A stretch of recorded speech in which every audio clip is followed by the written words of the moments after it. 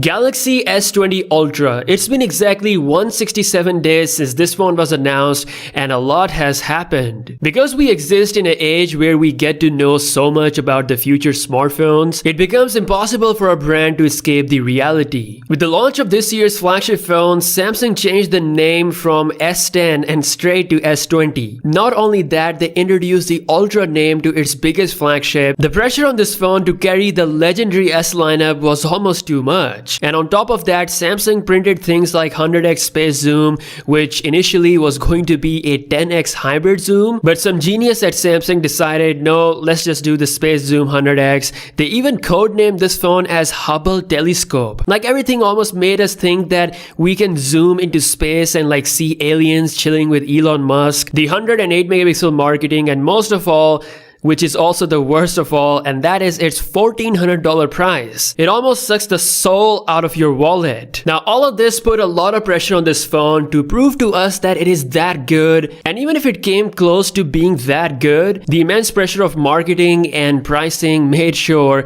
that doesn't happen. Hi, my name is Zaryab and this is Galaxy S20 Ultra 167 days later. The Galaxy S20 Ultra is in a very confusing position right now. Like, we know that Samsung couldn't really deliver what they really wanted to do, and the proof of that is Galaxy Note 20 Ultra. The 100x zoom is gone. Samsung is bringing a brand new 50x zoom on the Note 20 Ultra. There's also a brand new autofocus assist sensor to fix the autofocusing issue. Like, they're literally creating a better and fixed version of S20 Ultra. If there was really nothing wrong with the S20 Ultra, we should have seen the exact camera setup on the Note 20 Ultra, which is something that happened since last 2 years. The fact that they're doing this is a proof that they know they messed up. These are the issues that Samsung couldn't really solve by software updates. Are they improved? Yes, for sure, but some things need a hardware change, and that just cannot be done through a software patch. So what about my personal experience? So the S20 Ultra, it's got an amazing display, 1080p 120Hz. I've been fine with it. I've enjoyed it. I love it. It's beautiful. But then I use phones like Oppo Find X2 Pro, 120Hz at 1440p. Even the OnePlus 8 Pro has that. I mean, it almost seems like these brands are making a better Ultra phone than Samsung. Now, do I absolutely need this 1440p 120Hz feature? No. Is 120Hz 1080p fine? Yes. But is it fine for a $1,400 phone to not at least have the option of 1440p 120Hz? Hell no. Is it fine for a phone to have a Ultra in its name and still not have this option? Again, hell no. Samsung should have given us this option, and they should do this on the Note 20 Ultra. At the end of the day, it should depend on the user. If we want more battery, we are smart enough to use the 1080p mode. We're not gonna switch to 1440p. They have to do this, especially when they call their phones Ultra. Now, the software experience is great, actually phenomenal. The One UI remains my favorite software skin on Android right now. I have not seen ads on my phone. It's been a really smooth experience. Even though I'm rocking the Exynos 990 variant, I have not seen any battery drain issue on any of my Galaxy S20 Ultra. It is super smooth. It lasts me just as good as other flagships. Now, I don't play games on my phone, but that's something that I know is better on the Snapdragon 865 version, especially with the long-term gaming session, 1 hour, 2 hours of gaming sessions. The Exynos 990 can have throttling issues. Again, I'm not a smartphone gamer, but I know it is unfair. Like, I can't defend Exynos 990, I want to. It is still a flagship processor, nobody is denying that, but knowing that something better exists for the same price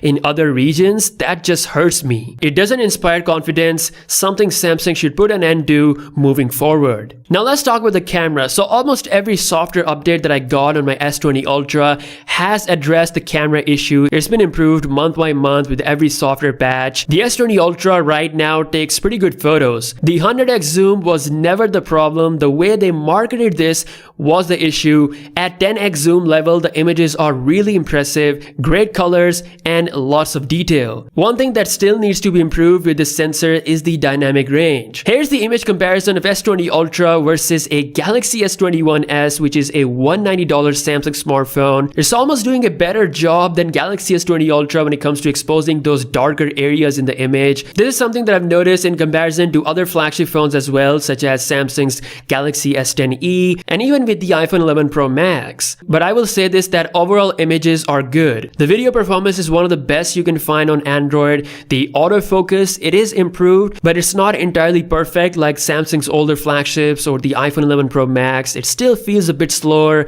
than the older flagships. Again, this whole camera experience, especially at $1,400, feels like it should have been better. Samsung put all their eggs in one basket. They sacrificed the design so much. Like, you can see the Galaxy Note 20 Ultra as a proof. They put a lot of depth and thought in designing the Note 20 Ultra. You can see the color coordinated rings around the camera, the matching colored camera glass, the stainless steel, the frosted back, and a lot more exciting colors. Like, the Galaxy S20 Ultra has the worst color options on any phone. The fact that they improved all of this on the Note 20 Ultra is a proof that even they weren't happy with the design of the Galaxy S20 Ultra. So 167 days later, what is my conclusion on the S20 Ultra? Well, it's a confused phone, confused as to where it belongs in the market. Like, if anyone has $1,300 or $1,400, they should absolutely 100% buy the Note 20 Ultra. Like, at this point, Note 20 Ultra should just replace this phone. Samsung should just make the Galaxy S20 and S20 Plus available. Like, Note 20 Ultra